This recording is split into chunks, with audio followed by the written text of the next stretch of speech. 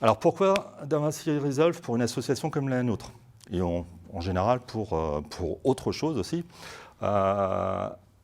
D'une, c'est la polyvalence du logiciel. C'est-à-dire, comme je vous l'ai expliqué, vous allez pouvoir faire votre film de A à Z. Vous allez pouvoir importer vos rushs, trier vos médias, faire le montage, faire l'étalonnage, faire le mixage audio, les effets spéciaux, les titrages, tout. L'accessibilité, il est gratuit, donc pourquoi s'en priver?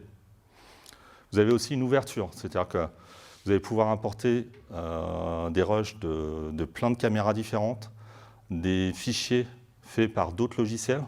Je prends l'exemple avec Émilie, quand on a travaillé sur Urbex. Émilie, elle a fait le montage sur Final Cut.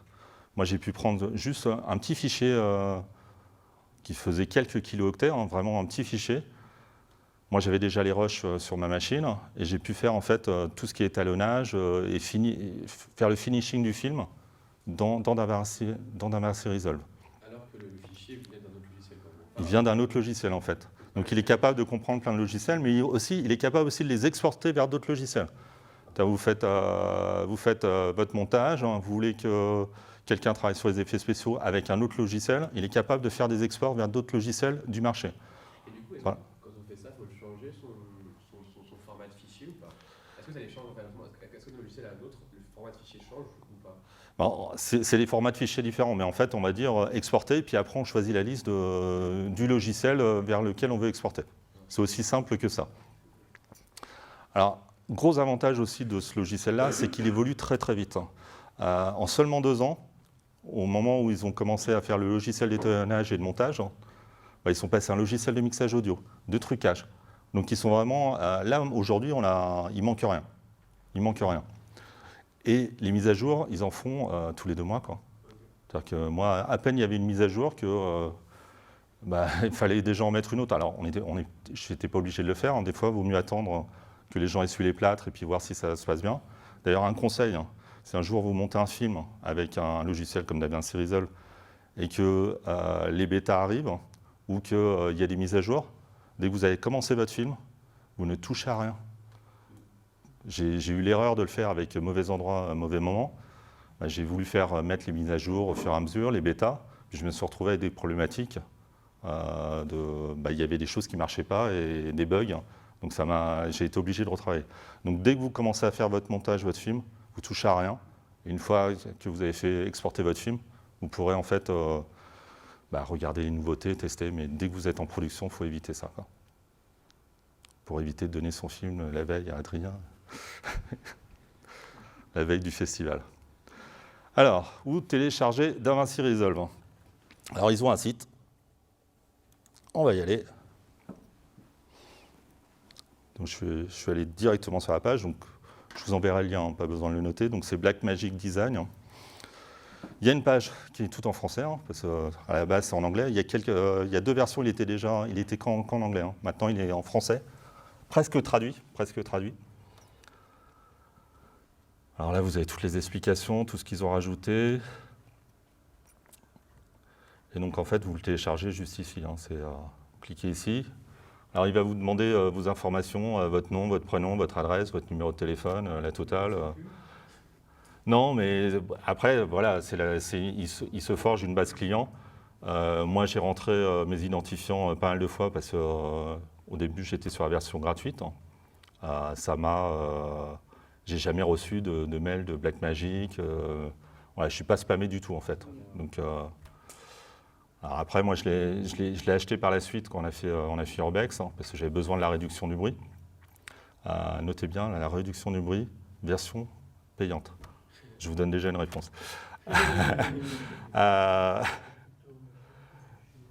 Et donc là, après, il n'y a plus qu'à télécharger. On n'est pas obligé, quand on a la version payante, de à chaque fois remettre ses identifiants. Est-ce que si on prend la version gratuite, pour les mises à jour, il faut repasser à chaque fois par le site où les matchs se font quand même automatiquement? Alors, ils sont en train de commencer à intégrer les mises à jour à travers le logiciel. Mais pour l'instant, c'est juste un bouton qui va télécharger le produit. Après, on est obligé de le réinstaller dessus. La réduction du bruit, ça me paraît essentiel de l'avoir quand tu le filmes. Si c'est mal exposé, si une image est mal exposée, qu'on est vraiment dans quelque chose de sombre, qu'on s'est un peu gouré sur les ISO, oui, ça peut être pratique. Mais en plein jour, si c'est bien... Il y a toujours un petit peu de bruit, mais globalement, si c'est bien exposé, il n'y a pas de souci. Sur Urbex, on a quand même pas mal galéré en termes d'image, enfin, tu étais présent.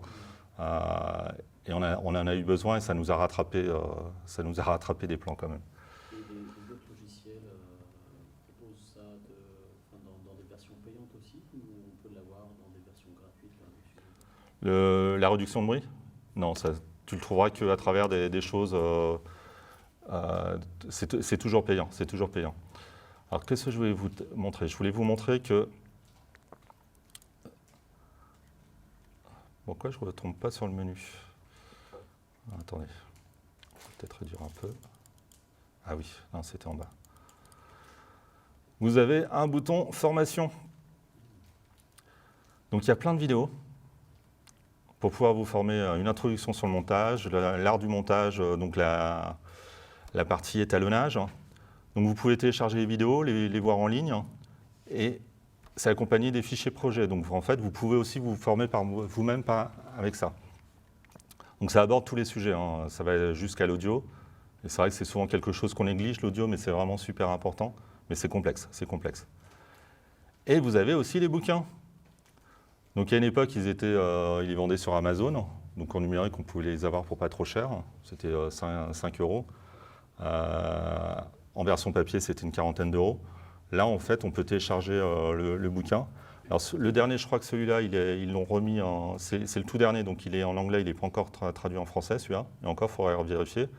Celui-là, il est tout en français. À la limite, celui du 15, je pourrais vous le fournir si besoin. Après, c'est pas très compliqué, hein. Si vous avez un peu de base d'anglais, c'est pas très compliqué. Vous avez les photos, vous suivez. Et vous pouvez passer l'examen en ligne. Donc moi, je suis certifié sur la version 15. Là, hier, vite fait, en une demi-heure, je me suis certifié sur la version 16.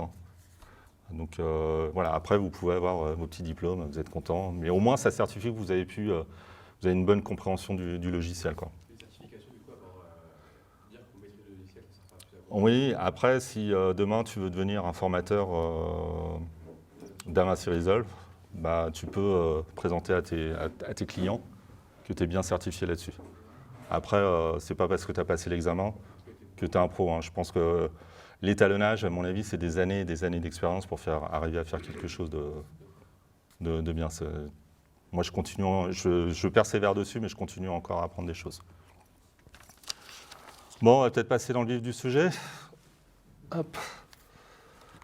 Donc, on va commencer par un tour de l'interface. Bon, je vais y aller direct, hein, mais bon, on va voir la page média, la page cut, la page montage, la page fusion, la page étalonnage, Fairlight et exportation. Voilà, tout ça dans un même logiciel. Allez, on y va, on va le lancer.